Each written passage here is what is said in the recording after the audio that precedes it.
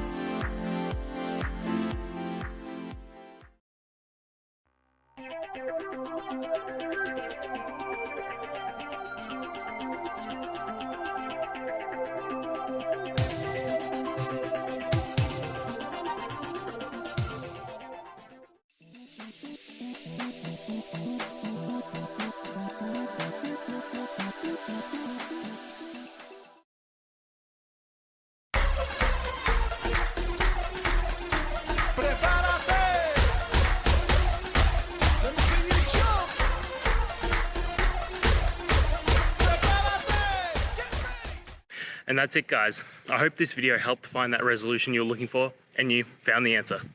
Guys, please hit subscribe if it helped, and I'd really appreciate it. I'll see you next time on another one of these technical videos. Have a good one.